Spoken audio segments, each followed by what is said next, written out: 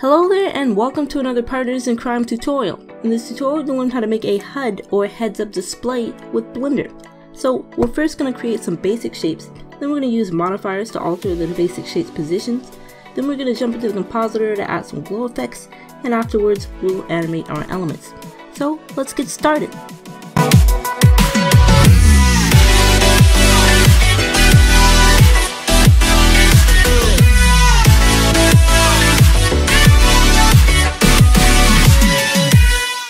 The first thing you want to do is delete the default cube and clean up your scene. So type X on your keyboard and click delete, and type numpad 7 on your keyboard to go into top view, and type Control Alt and the numpad 0 to bring your camera into your view.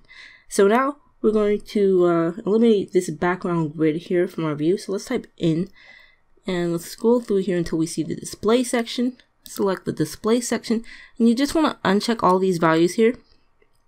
So outline selected, relationship lines, grid floor, and we'll click the X and Y tabs there to get rid of the horizontal and vertical lines.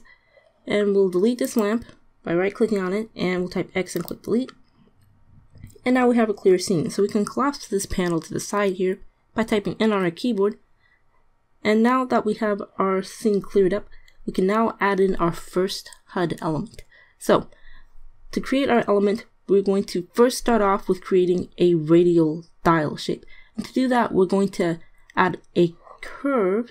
So go into the Create tab, and we're going to add a curved circle. So select that, and the circle will be added. And now we're going to add in a plane, and we're going to array it and curve it to our circle. So let's click plane to add a plane, size it down by typing S and moving cursor in, and left clicking. We're just going to be creating these thin little notches, so let's just type S, X, and just make this a little bit thinner. Move your cursor in, and left click. So now we're going to curve this around a circle, and then we're going to array it. So let's go into the modifier section, and click Add Modifier. And we'll actually add in an array modifier first. Uncheck the relative offset, and check the constant offset, and we'll put the constant offset value to 27.41 and type enter. And we're going to change the count to 32. So now we've created these notches. What we're going to do now is curve them around the circle. So let's click Add Modifier Curve and just click this object picker and select the Bezier circle. And now we have them curved. So let's right click on our plane and make sure we have it selected. Type S and just scale it down until you see some pretty even spacing. And left click. And that looks pretty good. So we can type SY, move a cursor in, scale that in, and left click. We can actually type, let's go to zoom in. Alright, we can type Shift D now, but before we do that, let's actually add in a material so we don't have to keep duplicating materials over. So let's go into the material section and add a new material and click shadeless. And now we have a shadeless white material for our notches, but let's make it blue. And let's make the material name HUD Element. Alright, and let's go into material view so we can more accurately see that blue color. Alright, so now we can duplicate this, and we're just going to create smaller notches in between these large notches here. So we're going to Shift D, right click, and we're going to go into the modifier section and change the array modifier values. So since we're going to make these notches smaller, we're going to need a couple more notches. So let's go with 154 for the count, and let's type S and just size that in until we get some pretty nice scaling. So S and just move your cursor until you see some nice even spacing of these notches, and left click. Let's actually size this up a bit more. So let's type S, move that up so we can see that better. Left click, and we'll type SX, size that up, and left click, and we'll type SY, make them a little bit more square notches, and left click. Alright, so now we'll type S again, and size the notches until we get some even spacing. So left click there, scroll up to zoom in so you can see better, Alright, so that's looking pretty nice. So we've got our smaller notches in between our larger notches, and what we'll do now is we'll right click on the Bezier circle we're curving everything to, and make sure the preview resolution is pretty high so that we get a nice smooth radial effect, so that we smoothed our circle out there. So we have our basic notch and our dials, and it's starting to shape up pretty nicely. So let's use the scroll wheel. Let's press down on it to pan around here. Okay, so let's now add in some round elements that are gonna just kind of curve around. So let's type Shift A, curve, and we'll do circle. And we'll click 2D, and that'll fill the circle in. And type S, move your cursor in, left click to confirm, and we'll add a new material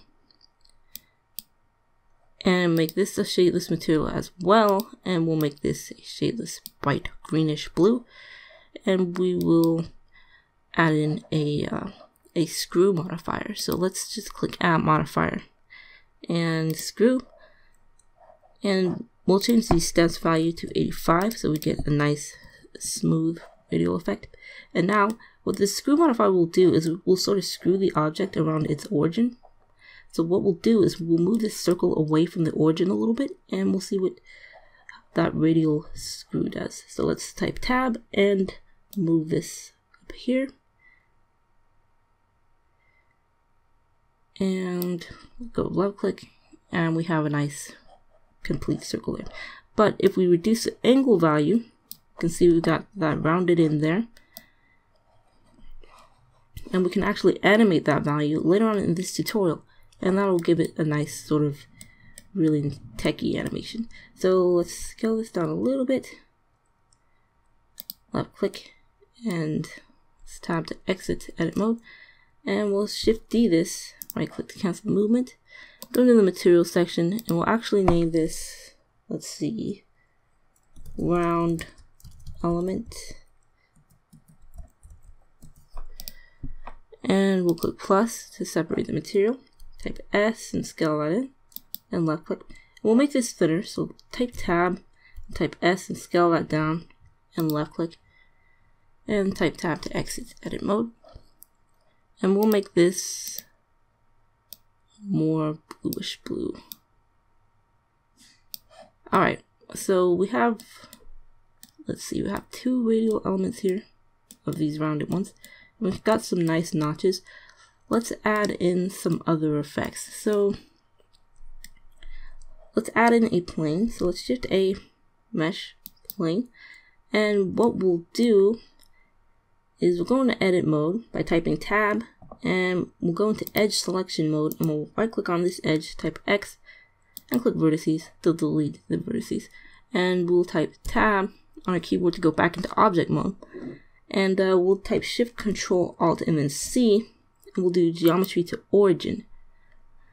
So we're going to use the screw modifier again, and we're going to just screw one side all the way around, kind of like a clock wipe. So what we'll do is we'll cut this in half. So let's type tab and A, make sure that's all selected, and we can type W, click subdivide, and with one cut that should slice it in half. We can select this edge, type X, and click edges to delete that edge. So now we have this radius here.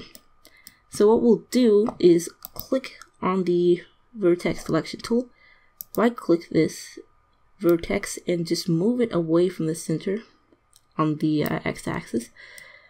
And now once we add a screw modifier, we can click add modifier screw. You can see if we adjust the angle, it screws around there.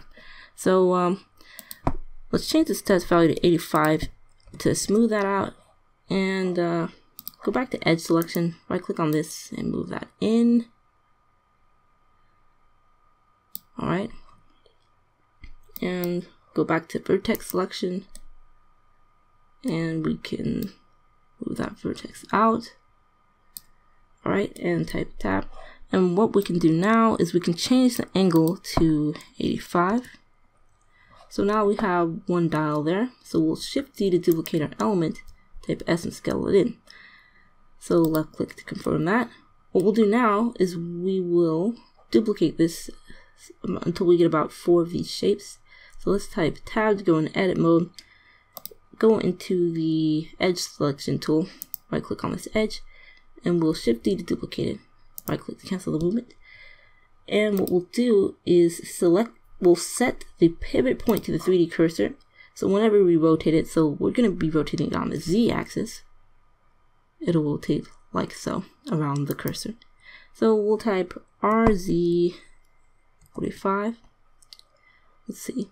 Let's right click to cancel that. We'll do RZ90. Enter. And Shift D, RZ90. Enter. And Shift D, right click, RZ90. Enter. And type tab to exit edit mode. And you can see now if we adjust the screw value, it'll screw all of those onto each other because we duplicated them around the origin. Alright, so we've got this cool element here. Let's add a material for it. So click new to add a new material. Let's make it a shadeless material. And let's type tab to go into edit mode. Well, let's actually type tab to exit edit mode. Shift D to duplicate this. Right click to cancel the movement. Type S, scale that up, and left click.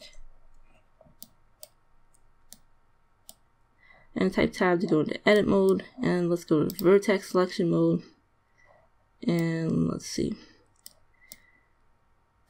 Let's go tab back into object mode. Alright, this looks pretty good so far. What we can do is go into the modifier section and add in a cast modifier, and we can easily thin or thicken our object like this. So, want some thinner lines there. Alright, that's looking pretty good. And we'll take this, we'll right click on this radial element, so G, make sure you got this one selected. And we'll type Shift D, right click, and we'll type RZ90, enter. And let's make the angle for this 75. So right click on this one as well and make it 75. And we'll right click here, Shift D, RZ90, enter, Shift D, right click, and RZ90, enter. So now we got a couple more elements there. Alright, so we're going to shape this up, make it look a little bit more techy. So what we'll do is right click on this right here. We'll type Shift D, duplicate it, right click to move that in, and type GY.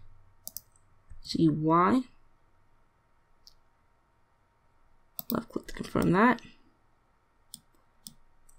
And we'll type Shift D again, right click, and we'll type GY. Let's see, move this out here. And left click. We're just going to try and create a nice detailed HUD.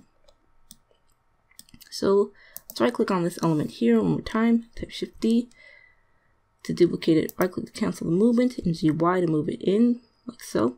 And left click to confirm that. And we will reduce the count to 100. And we'll type SX until we get more of a square shape. Left click to confirm that. And we'll type S and scale it down.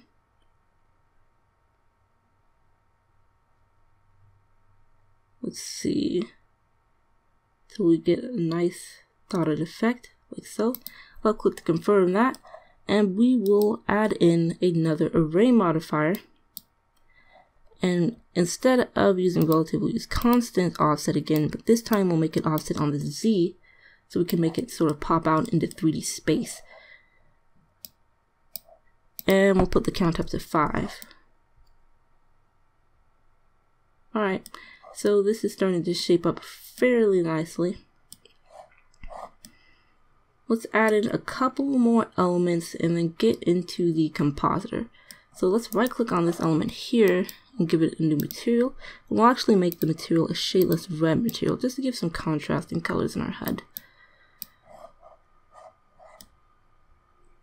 And we'll type Shift D, right click to cancel that movement, and type RZ180 so we can totally flip that around there, and type enter. Use the middle mouse button to pan around, and this is starting to shape up fairly good. one thing we do is we can take this red element, we can add in a cast modifier, thin it up a bit, and we'll right click on this one, hold down Shift, right click on this element, type Control L, and click modifiers to link the modifiers. So now hold down Shift D, right click to cancel movement, type S, left click, and Shift D, right click to cancel movement, type S, and left click there.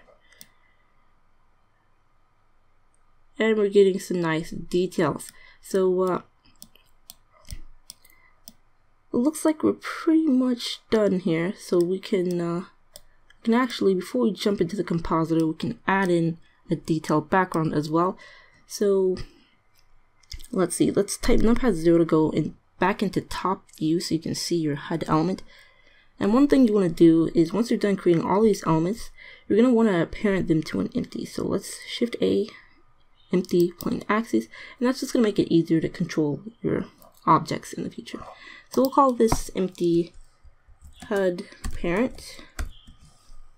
Left click to confirm that, and we'll type B to box select everything, and left click and hold and just drag a box over all of that, and type Control P and click Object Keep Transform, and we'll actually Control G to group this, and we'll name this HUD group so that you can select the entire HUD elements group there in the future. So let's left click to confirm that. And with our HUD parent selected, you want to go into the empty settings and you want to change the empty size to be a little bit bigger so you can easily grab these handles whenever you want to select it. So let's see what the parent to empty does. So let's right click on this empty, and if you type R twice to rotate it, you can see it'll rotate all of our elements without us having to select them. And that is really nice for creating a HUD element for you to track to some footage or to just plainly animate. So let's right click to cancel the movement to get out of there. And now let's add in that detailed background. So the first thing you want to do is set up your layers before we get into that. So go into the render layer settings, double click on the render layer's name, and we'll name this the HUD layer. And select the first layer tab, and that'll just make sure that the HUD layer is your first layer tab. So let's click plus, click the second layer tab because this will be your second layer. Double click back on this, and the second layer will be our background layer. So let's name it appropriately and type enter to confirm it. Now we have our layer set up. So our HUD layer is going to stay on this layer, and our background layer is going to be on the next layer over. But before we create the background layer elements, we will change the shading from sky to transparent so that we get a transparent background with our render. And we'll click the second layer tab and get started on creating our background. So we're going to create a small grid with some circles in between. So we'll type Shift A, and we'll click Mesh, and we'll click Plane. We'll size the plane up by typing S and moving the cursor out, and left click. And we'll type Tab, and we'll type W. We're going to cut the plane up into a lot of tiny squares to make our grid. So we're going to put the number of cuts up to 35. And that should do for now. And what we'll do next is we will add a modifier, a wireframe modifier to this. So we'll type Tab to exit edit mode. Add in a wireframe modifier, reduce the thickness, and we will go into the material section, add a new material, and we'll make the material a shadeless material. And we'll go back into the modifier section and reduce the thickness, and we'll type Shift A, and we'll click, let's see, curve circle. And now that we have that circle added, let's go into the curve object data tab and change the shape to 2D. And we'll go into the material section, add a new material, and make this circle emit by 1. We'll size it down really small as well. So type S and move your cursor in and left click. So we have our grid here. What we want to do is sort of duplicate our circle lots of times in between the grid object. So what we'll do, so right click on our grid object, go into the object settings and change the name to grid object. And we'll shift D to duplicate it, right click to cancel the movement and name it circle parent. So this is the object that's going to have the circles duplicated across it. So we're going to go into the modifier section and delete the wireframe modifier.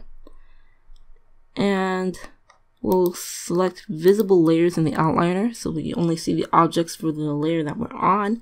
And you see we have our objects here. We have the Bezier circle, the circle parent. So we're going to rename the circle grid dots. Alright.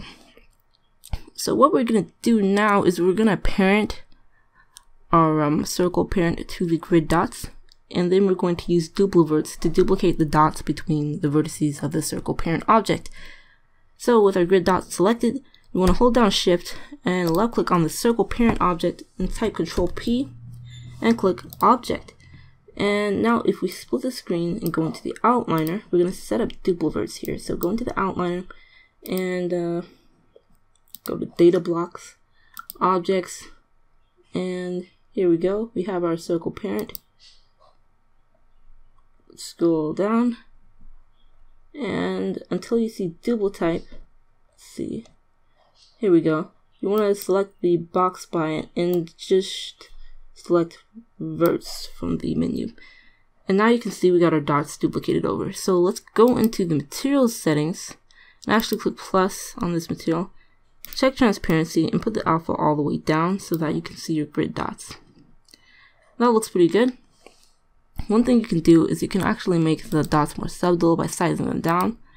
So you want to click the plus here by circle parent so you can see your grid dots object. Then you want to select your grid dots object and scale your grid dots down.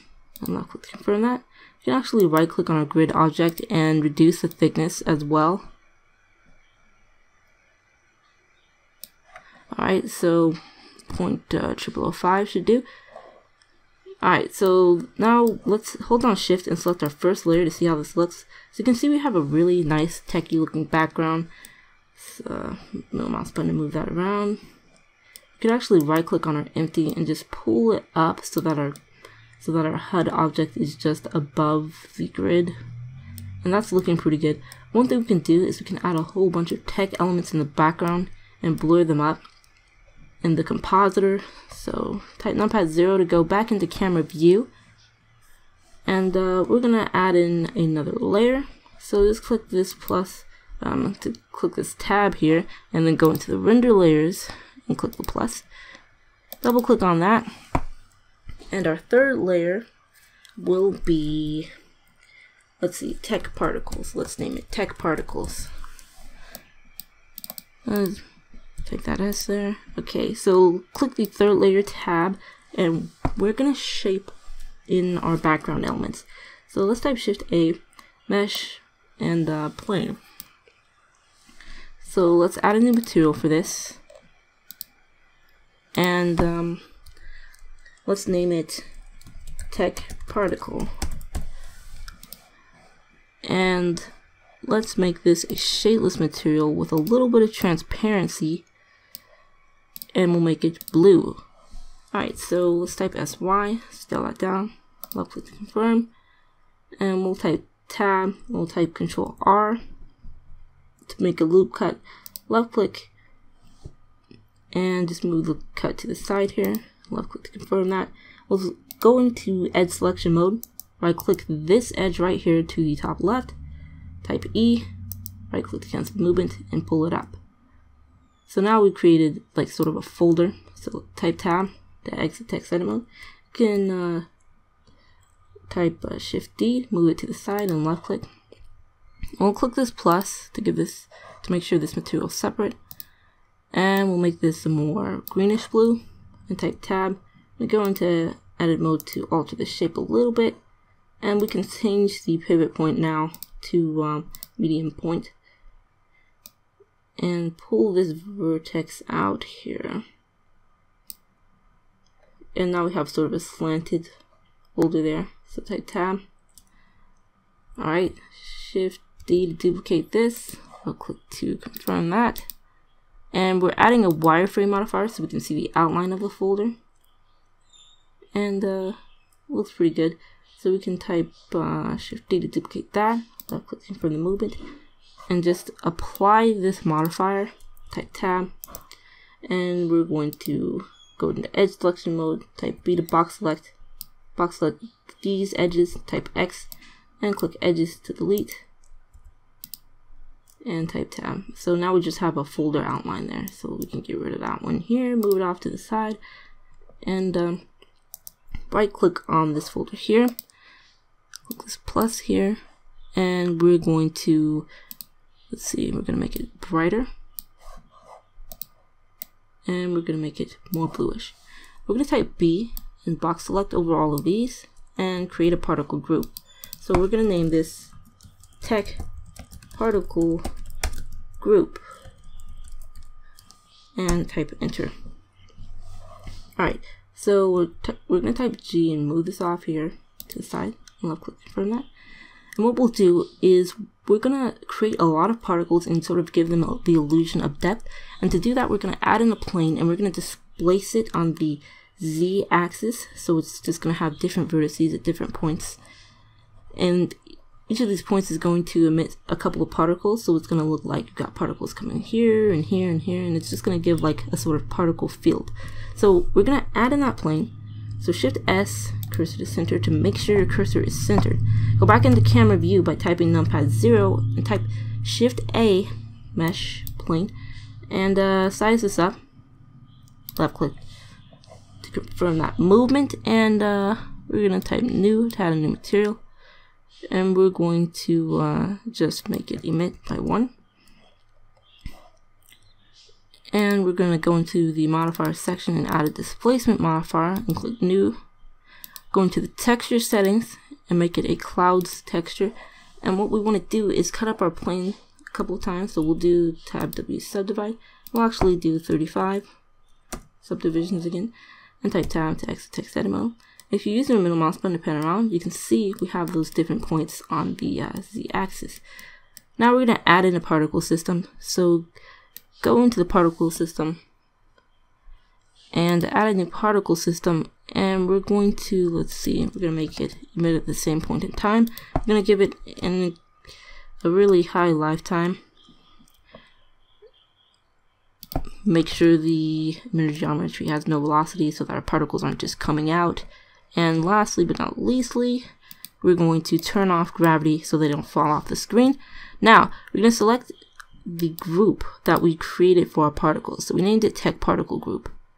So click the Group tab, select Tech Particle Group from your drop down, check rotation, put the size up, and random size is good for the whole depth illusion. And uncheck emitter so it doesn't render the emitter, regardless of whether our material has transparency or not, which we're going to give it in the viewport. So we're going to go into the material settings, check transparency, and put the alpha down to 0. You can see we got a nice particle field. You can move it lower on the screen here. And hold on Shift and select the second layer here. And just size it up. Type S and scale it up. And left click. So middle mouse button to pan around. You just want to make sure that none of the particles are like going above the grid. Alright. And type numpad 0 to go back into camera view. Hold on Shift and select the first layer tab. And you can see we have a very nice scene here. So if we go to the render layer section, we have our tech particles, we have our background layer, and we have our HUD layer. And now what we can do is, let's see, let's render this out. So type F in F12 if you're on a laptop, or just F12, or just click render image up there. And we're going to have to jump into the compositor to combine these elements in our scene. So jump into the compositor, check use nodes, backdrop, and we're going to add a viewer node. So click add output viewer. And we're going to click add color alpha over and hook it after our original render layers node, and hook the output to the viewer. We're going to left click on this HUD layer and shift D to duplicate that and change it to the background layer. To there. I'm going to type shift D, duplicate this, and shift D to duplicate that as well. And we're going to change the background layer to the text particles and put this here. So basically, whatever is in the bottom input of the alpha over node is going to be overlaid over what's on the top input. So we want to make sure that our original HUD layer is in the bottom input there. And we want the grid to be over the text particles. So we've done that by placing this in the bottom input and placing our text particles in the top input. Now if we uncheck use alpha, we'll get a black background to our scene. We get a better look at how it rendered. Alright, so we can add some glow later. We'll go back into default view and actually animate the camera. So go back into default view, go back into 3D view, and you still have your particle object selected, which is let's see, plane.017. You want to go to the cache and you want to bake the particles so that they always behave properly. And before we do anything more intensive, let's save our blend file. So HUD tutorial version 3 is what I'll save it as, and save the blended file. Alright, so let's animate the camera. So if we switch this to AV sync, make the frame rate 60 frames per second so we get some nice smooth animation here. Let's see. Let's use our cursor actually to pan around here.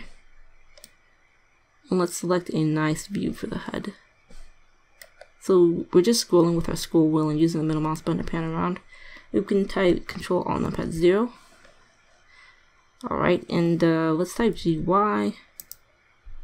Let's see. Let's make sure our camera selected and type GY. Left click and GZ. Left click and just move it until you get a nice zoomed out version of the HUD. So just move along the axes here until you get a nice camera view, and we'll type I location rotation, and we can rewind to the first frame of our scene, and we can do Shift F to turn on Blender's fly cam. We can just use W, A, S, and D to move that around. And left click and type I location rotation. And if you fast forward this, it'll just have a nice camera animation if you go through the animation. And you can change that at any point if you like, change your camera's animation, but for now this is pretty adequate. So we can hold down F12 again to render that scene out. So we have our nice HUD and our background elements. Let's go back into 3D view. Let's actually Shift A to add a plane. Size it up. Left click to confirm that. Move the plane just below the grid. Go into the material settings and add a new material, and we'll make it a semi-transparent material. Press 0 to go back into camera view, and that looks pretty good. So we have something covering our HUD up a bit. I mean our text particles. So let's F in and F12 this. All right. So one thing we're about to add some glow. So what we want to do is go back into the 3D view, and we want to actually move this to the second layer. So we don't want we don't want our transparent plane to glow, so we just have it in the second layer. So render that again, and now we can add those fun glow effects. So go into the compositor. Let's add filter glare, hook that up to the original render layers node, which this is not, so we're just gonna plug that back there. and make sure that we have the fog glow hooked to our HUD layer. Always pay attention to what you're hooking these things to. So change the quality to high, threshold to 0, and you can duplicate it over again if you like a stronger glow.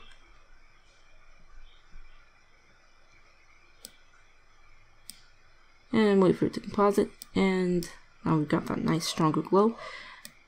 One thing we can do is we can kind of unify the colors in our scene. So we got this white grid here, but we can make it bluish. So let's go back into default view, 3D view, and select the second layer tab, select the grid dots, and just make them blue, and hold down shift. Let's let go of shift and select the circle parent. See. Let's go for the grid object, hold down shift and select grid dots, type Control L, click materials, and that'll link the material so that whenever we change the material of one, both are changed because they share a material.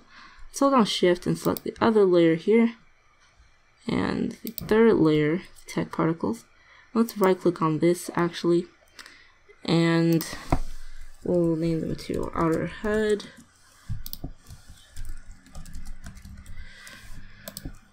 And we'll make this red, or we'll make it a light blue. Alright, and we'll hold down F12 to render that. And again, we can keep adjusting these colors later on in the it's starting to look a lot better now. Alright, so one thing we want to do is we want to give some nice depth of field effects with our background layer and particles. So we're gonna go into the compositor, and we're gonna click add. Let's see, add color mix. What we'll do is we'll mix our original scene with a more scaled up blurry version of it, and we'll use an ellipse mask to mix it with that scaled up version. So let's took our nodes here. So we have our alpha over node to the mix node. And let's add in a distort scaling node, and we'll hook this. Let's hook this one here and change the scaling to 1.2, and just type Control S, save it before it gets a little bit more intensive. And we'll need to add an ellipse mask to mix this all, so we'll have to click add matte ellipse mask, put that here, and hook it to the factor of the mix node. And you can see we got this little box here, that's the ellipse mask, and we really want it to encompass our image. So let's put the height and the width up. Let's put the width down just a little bit, leave the height where it is. And we should get to see our ellipse mask in action. So let's switch the inputs here so that the outer version of our image is what's scaled up. Alright, so you can see we have a hard edge kind of mixing it, and we want it to be blurry, so it's kind of more polished. So let's add a blur and hook it up after our ellipse mask and make sure that's hooked up to the factor, and change it to a fast Gaussian blur, and we'll put the value up to, let's see, we'll do 150 for now, but if you're gonna render for full resolution, you'll want to multiply these values by 2. So let's wait for the blur to composite, and you can see we got a more polished mixing between our scenes, and starting to look pretty nice. What we'll do now is Shift D to duplicate that blur node and hook it up there, and we'll put the blur down to 35. So you want to hook it up after the scaling node and the top input of your mix node, because we're going to blur out the more scaled version of it to give it sort of the illusion of depth of field, and you can see that effect here, and it looks really nice. And if you hook this to the composite node to make sure that composites, we are pretty much finished with the compositing phase of our scene, and we can now go on to the fun part, which is animating this little HUD here. Now I'll just show you some basic tips and tricks for animating the HUD.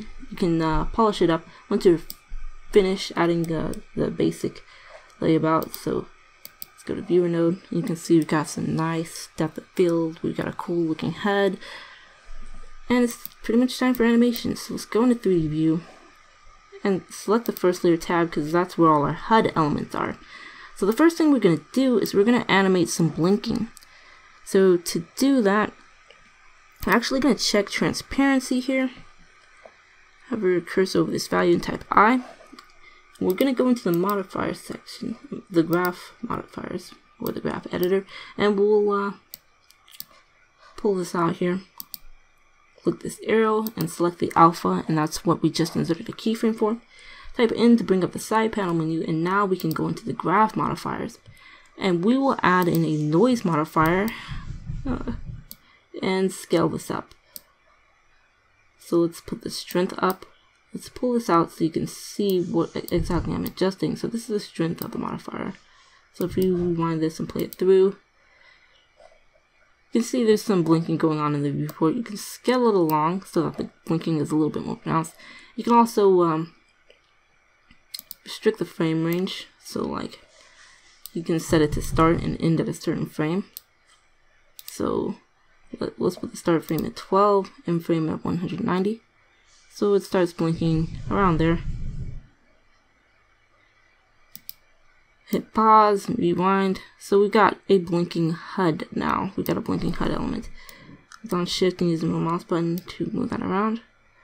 Alright, so let's do the same thing with some of our other elements, except let's right click on this, check transparency, let's make it pulse.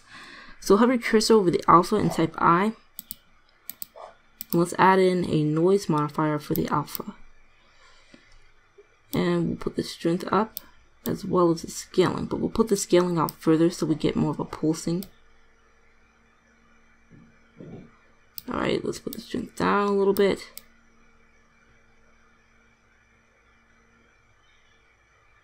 Alright, so maybe put the strength up and the scaling out. So let's also I. Alright, so we'll put the scaling down so we get it a little bit more frequent. Alright, put the strength down a little bit as well. Alright, so this is starting to shape up a little bit better. It's being a little bit more pulsy. You can change the phase value as well. Alright, and let's see, reduce the strength. Pull the scaling down a little bit. Alright, and you can just keep adjusting these values.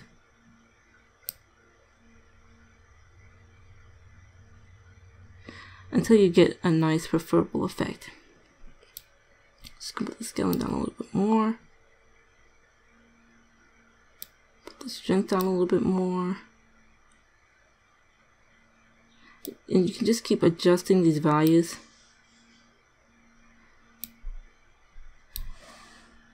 But for now, let's leave that as is. Alright. Now let's take a look at what else we can animate. Let's right click on this element here, the one that comes out on the Z axis to give that depth. So you can type G to make sure you have the right thing selected. And right click to cancel the movement. You can actually go into the modifier section, scroll down, and insert a keyframe on the count. So if we add a modifier noise for that as well, and put the strength up a little higher, you can see we have sort of blinking going on there. So it's just going to randomly change the value through the noise modifier. It's just going to be blinking like so. We can restrict the frame range to 190, make it start at frame 12. So in frame 190, start frame 12. We rewind.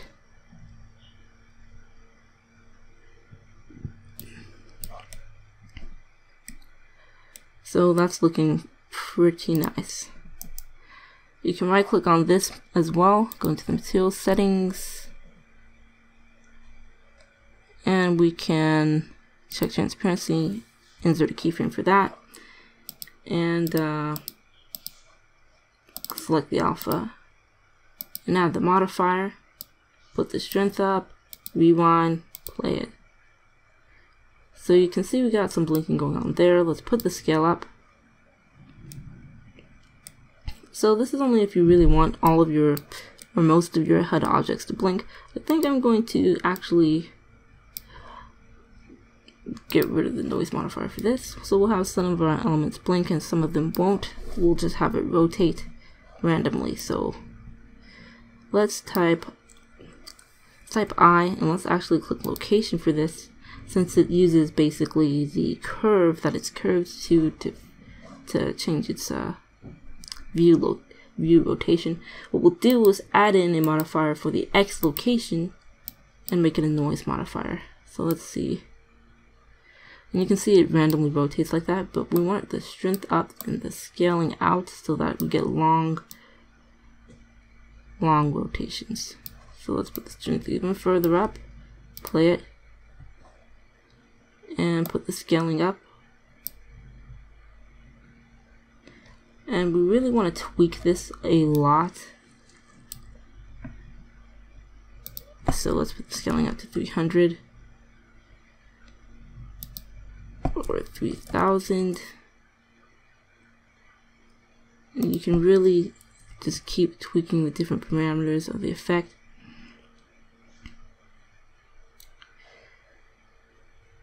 Hit pause on that.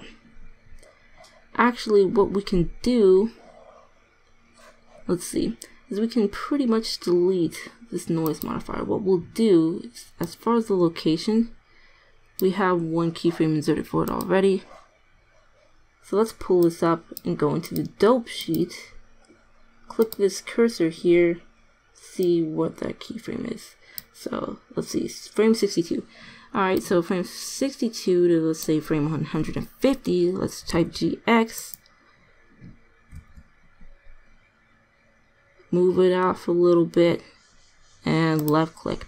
And we'll actually lock the alpha channel so that we're not affecting the animation for that. We'll do channel extrapolation mode, linear extrapolation, so we get constant rotation. But we want to make sure we do that on our X location. So you do channel extrapolation mode, linear extrapolation. Move this through. Let's see. Let's make sure we've inserted that second keyframe for the location. So let's frame 150. Looks like it didn't set, so let's just GX. Move it off a little bit. Left click I, location. Alright, so might have forgot to insert that keyframe. But you want to make sure it's inserted. Channel extrapolation mode, linear extrapolation. And you get that constant rotation. So, alright. So you can again keep tweaking this. One thing we're going to want to do though is hit pause. So right click on this element right here. We're gonna have it sort of come in with a nice screw modifier effect. So let's hover cursor over the angle value and type I for frame 64, and let's make the value really low, like we'll do 0. Hover cursor over that and type I. Alt A and play this through. You can see it blinks and comes in.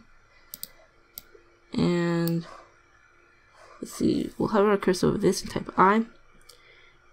Type home so we get zoomed more in on these keyframes here in the dope sheet.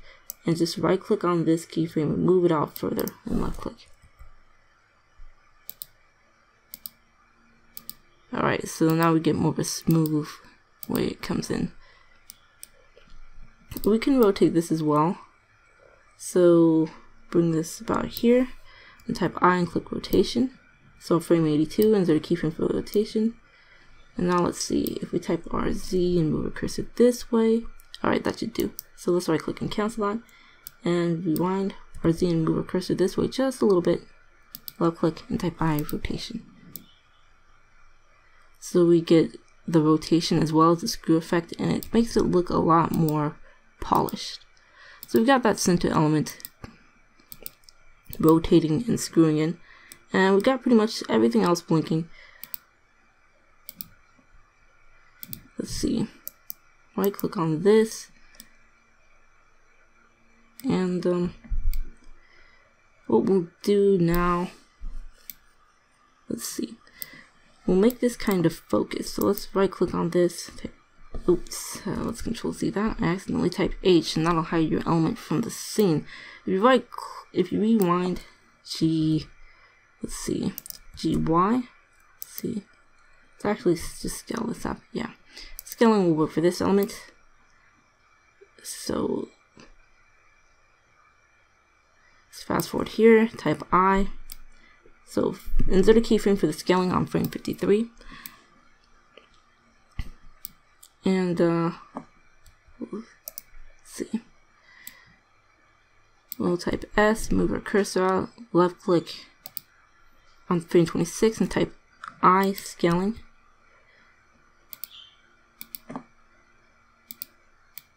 And rewind back here and type this, type S and move that cursor in, and just left click to confirm that and type I and click scaling. And that'll just give your HUD a nice focusing effect. And before it settles there, we'll type I and click scaling here and move this keyframe out further. Rewind, type Alt A. So it's just kind of settling in there and it looks a lot more polished. So before we finish up here, let's right click on this. And what we want to do is we want our HUD to kind of settle on this side as well. So type I, click scaling on frame 72, rewind, and let's see, on frame 36, we'll size this up, S, move the cursor out, and left click to confirm that, and type I and click scaling. Let's rewind this, and we're going to size it down completely on frame 10. So S, 0, enter on frame 10, and type I and click scaling, and just play this through, and you have the HUD scaling up, focusing down. Let's go to frame, let's see, any frame before the finish here, just before this keyframe. Type I, click scaling, and let's pull out the last keyframe a little bit later. So right click, drag that, and left click, rewind, and type Alt A, and you can play that and see it's settled. So select your other layers while holding Shift and selecting them. Go into numpad, go into camera view. So we've got a couple of our HUD elements animated, and you can actually add a couple more animations to this, but it's looking pretty much nice enough to render now. So we're gonna hit pause. We're gonna set up our render settings 100%. Make sure you got that at MPEG. Set your encoding presets. Actually, you just want to choose any format that's compatible with whatever media player you use. We use MPEG-4 most of the time, but you can use AVI, H.264, whatever works with your media player. So just setting it to MPEG-4, setting the minimum and maximum values to 14,000. You can also render this out as an image sequence, but if you have audio that you include in the video sequence editor, you might want to just render it straight to a video using these settings. So 100% resolution, choose your output, make sure you choose an actual folder on your computer besides your temporary folder. We'll just go for desktop, HUD result, click accept, and we can go back into the compositor, re-render our scene, and we're gonna have to adjust some settings now. So type Control S to save this. While it's rendering, just wait a little bit. 100% resolution takes a little bit longer than 50% resolution to render.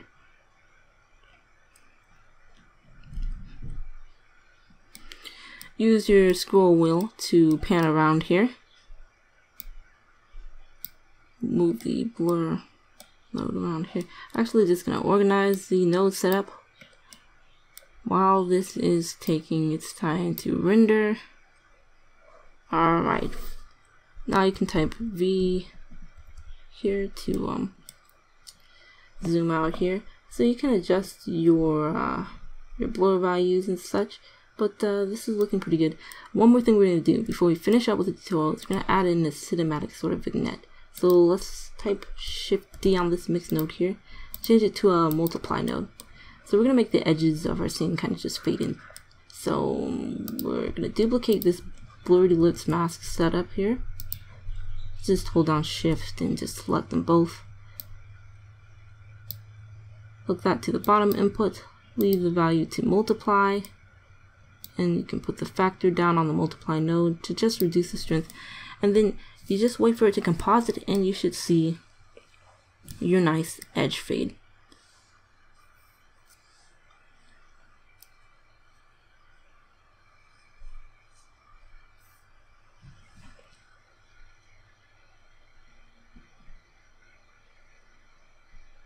So we're just gonna wait for this to composite, and once it's done compositing, you want to make sure that you hook the last node in your node setup to the composite node. And now you can see that edge fade. So if we switch it to viewer node down here, you can see it a little bit better, and it just adds a lot of polish to your scene. So you can play around with the colors as well as the modifiers used to animate the scene. So if you want, you can always make sure to do this. Is make sure to hook the multiply node or the last node in your node setup to the composite node. So we're pretty much finished with this tutorial, and if you're interested in some more cool Blender motion graphics projects, you can check out our Polygon titles pack in the description of this video or in the card that should pop up here. Hope you all enjoyed the video, and if you did, leave a thumbs up below, maybe comment too. Check out our shop for some epic Blender kits, and totally check out the links in the description if you like these tutorials. Subscribe for more, and we'll see you guys in the next tutorial.